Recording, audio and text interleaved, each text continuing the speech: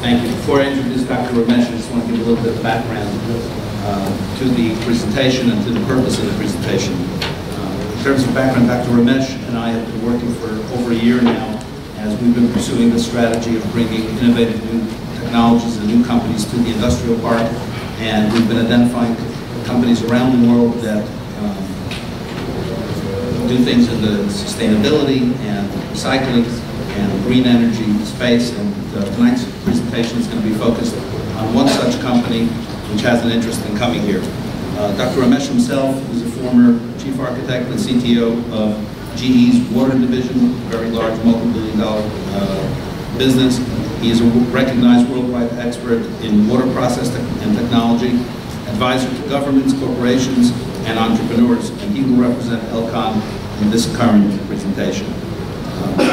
Lakewood is attractive to Elcon both culturally and location-wise. As he will show during his presentation, one of their large target customer bases is the pharmaceutical industry, and Lakewood is well situated along the pharmaceutical belt that runs essentially from Philadelphia up to New York. Today's presentation is intended to introduce this concept to Lakewood, the public, and to the committee, and to gain an expression of interest from the committee in pursuing, investigating, bringing this company to Lakewood.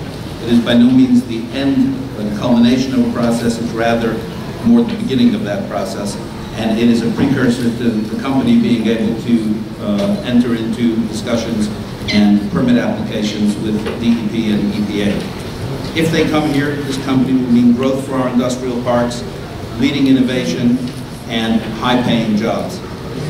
Tonight, again, as I said, is the beginning of this process, and Dr. Ramesh, I know he crafted a tight presentation, but given the fact that there's cake here behind us, I think he's going to be even quicker than we had anticipated. He has been gracious enough to offer to stay till the end of the meeting, so I would ask that public comment, which we encourage and we have requested, and that's why we've publicized this for over a month now, so that people can come out and ask their questions and get educated about it, that the initial questions at least be done during the public portion, which will follow a few steps further along the agenda. Dr. Ramesh. Can everybody hear me, or do I need to go near the mic? So think. Okay.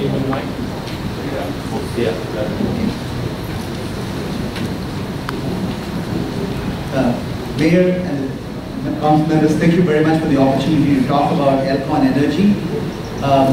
My background is looking at clean water, clean energy technologies, and clean environmental technologies. And when I was with GE, I came across a company from Israel, which was very, very interesting. Typically, when wastewater treatment is done, you normally put in a lot of energy into the water to treat the wastewater, typically. I was going around the world and looking at technologies which actually extract energy from wastewater, reuse that energy in a sustainable manner so that it consumes zero energy, actually becomes net positive, it actually puts energy back on the grid and cleans water to a pristine distilled water condition. This is a very unique technology as we are looking at clean tech technologies and green energy and green sustainable technologies. This is one technology which was developed in 2003 in Israel by an entrepreneur called Elcon, who is a PhD from Cornell University in New York, and was the chief technology officer of Blue Solar, which is the first solar company, concentrated solar company.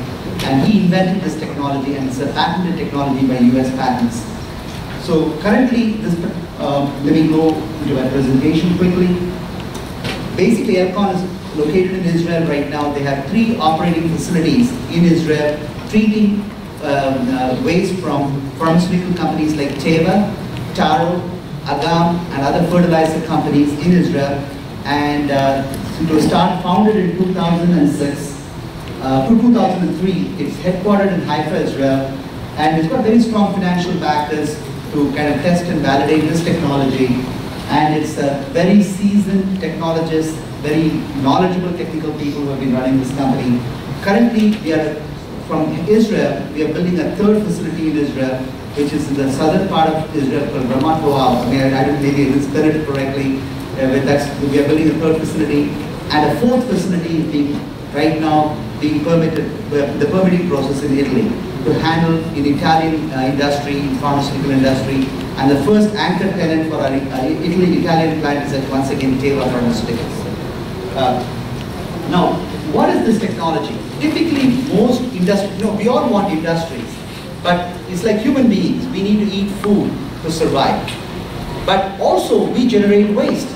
Same thing, every industrial plant will generate waste. But how do you deal with it in a very sustainable, environmental friendly manner is what this technology is all about.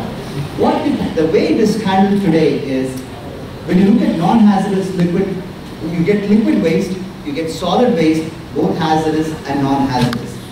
Right now, the way it is handled is, most of the waste actually is the waste typically what it contains is metals.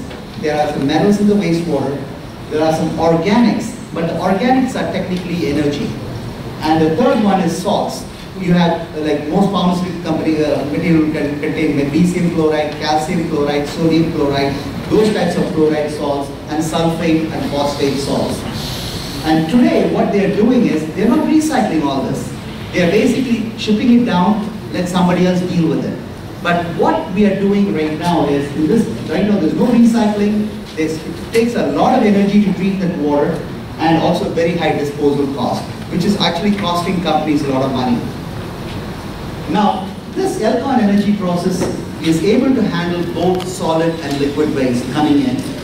What it does is, it transforms. If we fundamentally believe matter can neither be created nor destroyed, it can only be transformed.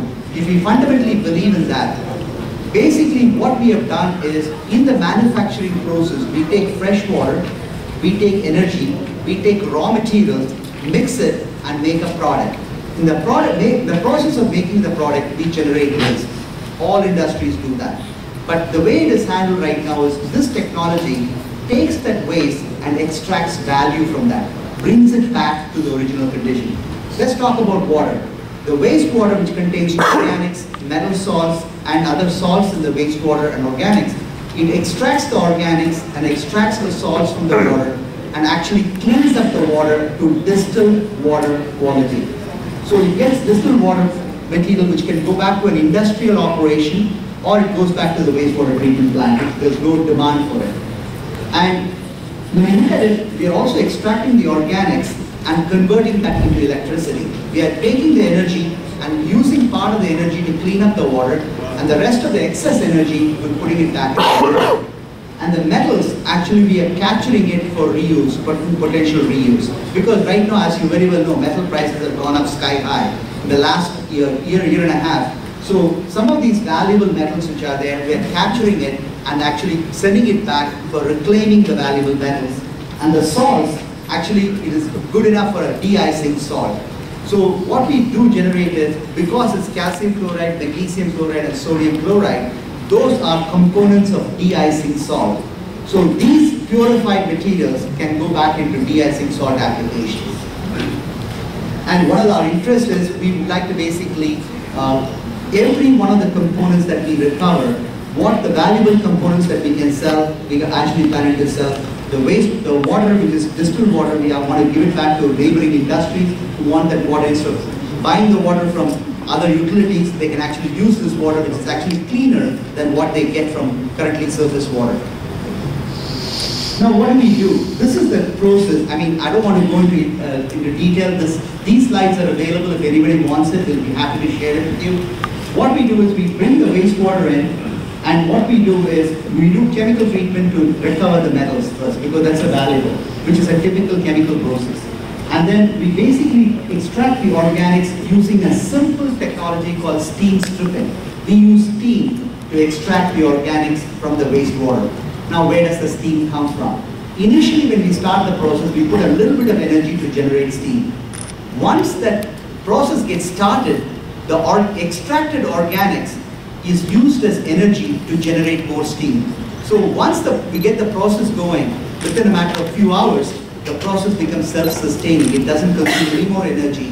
The energy is reused back to generate steam, to clean up the water.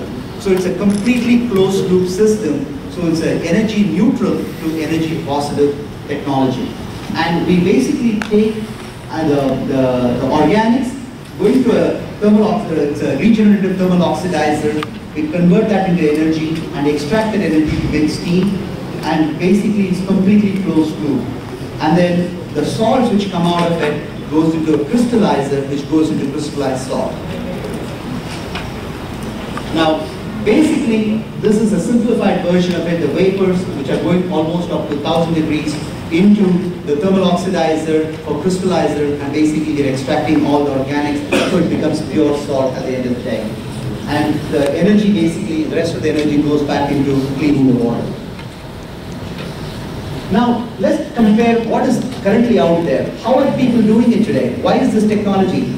There are two other technologies which I use today. One is called a biological treatment, which you see in the standard wastewater treatment plant, where if you go to Ocean County or any other wastewater treatment plant, you see it's a lot of acreage. It's 10 acres, minimum of 10 acres of land is needed, and so on.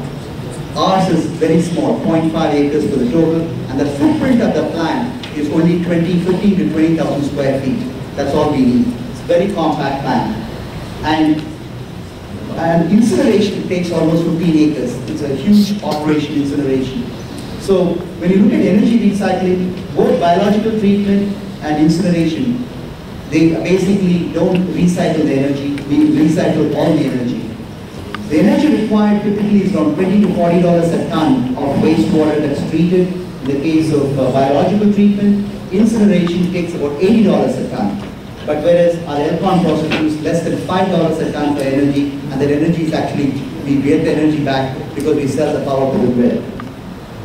CO2 emissions, when you start looking at emissions of air emissions, is 120 to 150 kilogram per ton of wastewater, but whereas our process is almost 1/6, is 24 tons of CO2, significant CO2 reduction in emissions. And when you look at solids, can they be recycled in other food processing? You cannot. It goes to the landfill, but here they are recovering the metals and salts. And water is 100% reused. So when you look at the sustainability of this particular technology, there is no other technology currently available today which is 100% sustainable from a green energy standpoint and an environmental standpoint.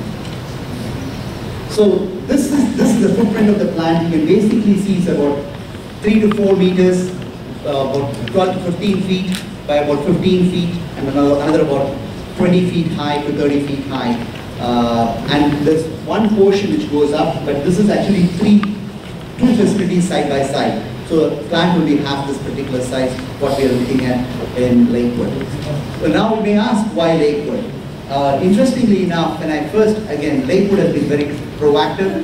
Basically, when we were starting with the New Jersey Department of Environmental Protection to get permitting process for this, Lakewood has basically said they heard about this clean tech technology. They were very, very supportive, saying that, look, why don't you consider Lakewood? And what is interestingly enough is I later came to find out is there's a lot of ties between my friends in Israel, as well as Lakewood. There's been a lot of ties. So that's another reason which is very attractive. Plus also it's easy when you bring early stage, when you bring people in for training and so on, for them to translate and communicate is a whole lot easier. Most importantly, clients. Most of our clients are 200-mile radius from this area, all the way down to Delaware, all the way to New York and to Pennsylvania. So we are looking at, this is the opportunity that we are looking at. We are in the process of talking to DEP right now. DEP, we have gone through almost 1 year of reviews, and basically this is the first step of the process that we want to talk to you about, and we would love to hear your comments. And thank you very, very much for the opportunity, and I'm happy here to this is information on the personnel. Like basically it's 15,000 square feet. We will need about 35 employees. It's going to be 24/7 operation, and we will be putting about 200 kilowatts right now, and it can go up to almost 1 megawatt of power to put on the grid. Green energy. Thank you. Thank you, Dr.